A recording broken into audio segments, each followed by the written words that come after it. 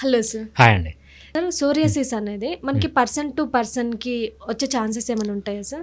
అది చాలా మంచి క్వెషన్ అండి. సో, చాలామంది ఏం చేస్తారంటే చాలా మంది అనుకుంటారు కదా! సోరియాసిస్ వచ్చిన వాళ్ళ దగ్గరికి వెళ్ళొద్దు. వాళ్ళు రైట్. యూజ్ చేసిన థింగ్స్ యూజ్ చేయొద్దని చెప్పేసి రైట్. చాలా మంది అనుకుంటారు కదా సార్. అది ఎంతవరకు కరెక్ట్ సార్? అది కంప్లీట్‌గా రాంగ్ అండి. మనము సోరియాసిస్ పేషెంట్‌ని పట్టుకోవచ్చు, వాళ్ళతో కలిసి తినొచ్చు, వాళ్ళు స్విమ్మింగ్ చేసిన స్విమ్మింగ్ పూల్స్‌లోనే చెయ్యొచ్చు.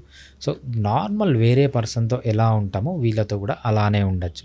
సో, ఇంట్లో పిల్లలున్న సోరియాసిస్ ఉంటే ఇంట్లో చిన్న పిల్లలు ఉంటే దూరం పెట్టడం ఇవన్నీ చేస్తారు. పిల్లలకు గానీ, ఎవరికి గానీ సోరియాసిస్ అనేది ఒకరి నుంచి ఒకరికి వచ్చే ఛాన్స్ లేదు.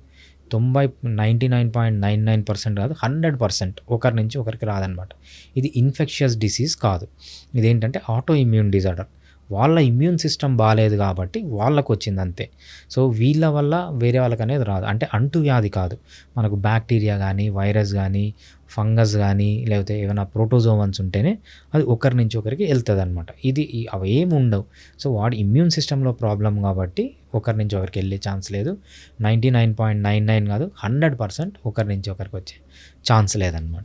సార్ ఈ మధ్యలో సోరియాసిస్ అనేది చాలా వరకు ఎక్కువైతుంది కదా సార్. అంటే రాకుండా ఉండడానికి కొన్ని జాగ్రత్తలు మాకు చెప్తారా సార్? రైట్. సో, సోరియాసిస్ అనేది మనకు ఇంతకంటే ముందు ఎందుకు ఎక్కువ అవుతుందంటే, సో, మనము న్యాచురల్‌గా బతకడం అనేది మానేసామన్నమాట. ఓకే. పాతకాలంలో ఎలా ఉండేది, ఫీవర్ వచ్చినా, తలనొప్పి వచ్చినా చాలా రేర్‌గా మెడిసిన్ వేసుకునేవాళ్ళు. ఇప్పుడు ఏం అవును సార్. చేస్తున్నారు, ఫీవర్ రాదు ఇంకా వస్తుందని తెలిస్తేనే మెడిసిన్స్ వేసుకుంటున్నారు. అవును సార్. యాంటీబయాటిక్స్ వాడడం, స్టెరాయిడ్స్ వాడడం, ఎన్ఎస్ఏ, పెయిన్ కిల్లర్స్.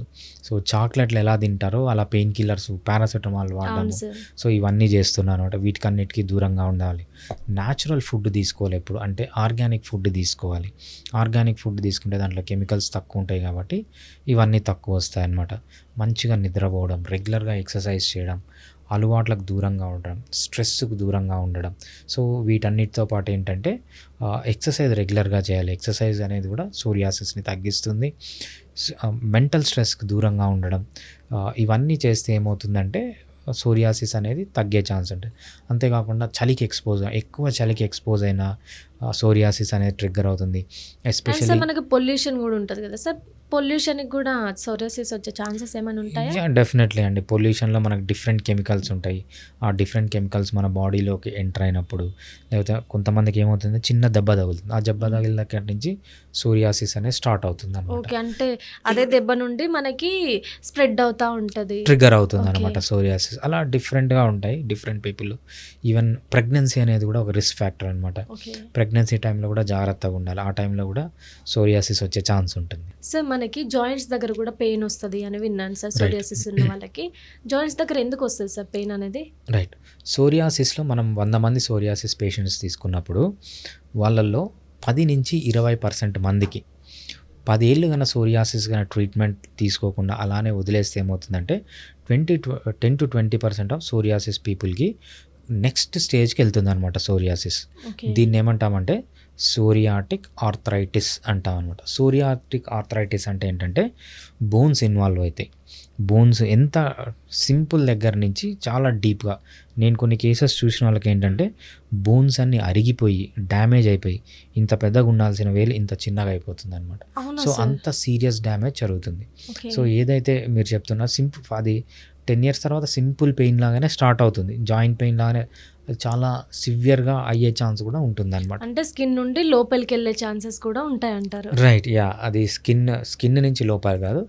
అది ఆల్రెడీ మన ఇమ్యూన్ సిస్టమ్‌లో ఉంది. ఓకే. ఫస్ట్ స్కిన్‌లో ఎక్స్‌ప్రెస్ అయింది. అదే బోన్స్‌ని కూడా డ్యామేజ్ బోన్స్. చేసే ఛాన్స్ ఉంటుందన్నమాట. Okay sir.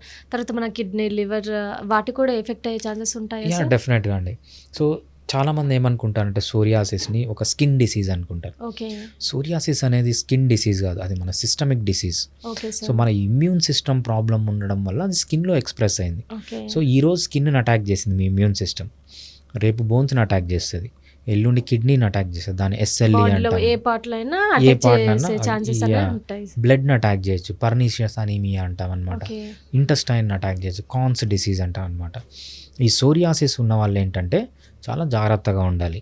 ఈ ఆటో ఇమ్యూన్ ప్యాథాలజీ అనేది స్కిన్ కాకుండా ఇంకెక్కడికన్నా వెళ్తుందా, కిడ్నీ డ్యామేజ్ చేస్తుందా, మన లివర్ హార్ట్‌కి కూడా ఏమన్నా ప్రాబ్లమ్ అయ్యే ఛాన్స్ ఉంటుందా యాహ్! సార్? అగైన్స్ట్ హార్ట్ కూడా యాంటీబాడీస్ ప్రొడ్యూస్ చేసే ఛాన్స్ ఉంటదనమాట. వీళ్ళు రెగ్యులర్‌గా అన్ని చెకప్స్, జనరల్ చెకప్స్ చేపిస్తూ ఉండాలి. ఓకే. అంటే డే టు డే అంటే మంత్లీ వైస్‌గా 6 మంత్స్‌కి అలా చేపించుకోవాలంటారా? యాహ్! బెటర్ ఏంటంటే మంచి యంగ్ అనుకోండి. సో, 6 మంత్స్‌కి ఒకసారి చేస్తే సరిపోతది. ఓకే. లేదు ఆల్రెడీ కాంప్లికేషన్స్‌లో ఉంటే అట్‌లీస్ట్ 3 మంత్స్‌కి ఒకసారి ఒక జనరల్ చెకప్ చేయించడం అనేది మంచిదనమాట.